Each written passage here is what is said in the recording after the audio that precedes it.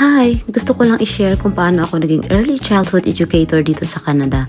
Number 1, pinasuri ko ang aking TOR or tinatawag na Credential Evaluation sa ICES or International Credential Evaluation Service na madalas ginagamit para sa Western Canada or territories dahil kailangan makita ng Yukon ELCC ang bawat courses na kinuha mo para malaman kung alin ang pasok sa early childhood development, which is from birth to 8 years old.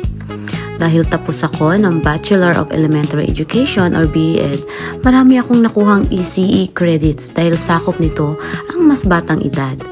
Kung ikaw naman ay sa Secondary Education or BSEd, maaring mas kaunti ang makredit na ECE specific courses, gaya ng Child Development mula 0 to 8 years old.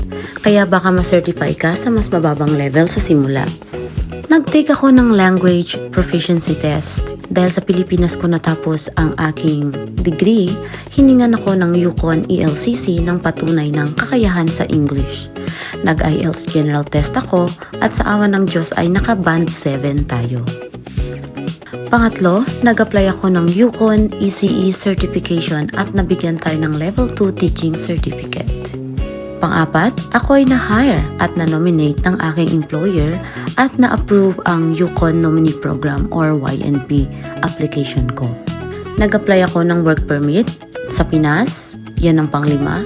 Pang-6, nagpa-verify ng employment contract sa Migrant Workers Office na dating Philippine Overseas Labor and Employment or POLO sa Vancouver. After ko makuha ang aking POLO or MWO certificate, kumuha din po ako ng OEC or Overseas Employment Certificate sa DMW.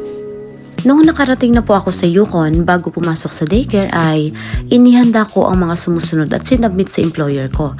Criminal record check na may vulnerable sector screening sa RCMP or tinatawag nating RCMP clearance. Nag-training din po ako for childcare, first aid. Kailangan meron kang CPR level C. At nagpapakuna din po ako kaya nag-update po ako ng aking immunization or health records. Other requirements po, kumuha po ako ng SIN, Yukon General ID, bank account at healthcare card.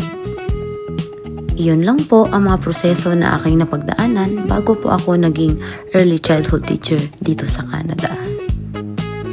And take note, kapag ikaw po ay na-nominate ng Yukon nominee, makakapag-secure ka po ng PR pathway or tinatawag po nating permanent residence. Salamat! Hope na inspire ko po kayo. Pero as of now, sarado pa po ang Yukon sa outside applicants. So malay nyo po palang araw, pag nag-open po ito ay magiging guide nyo rin po ang aking journey.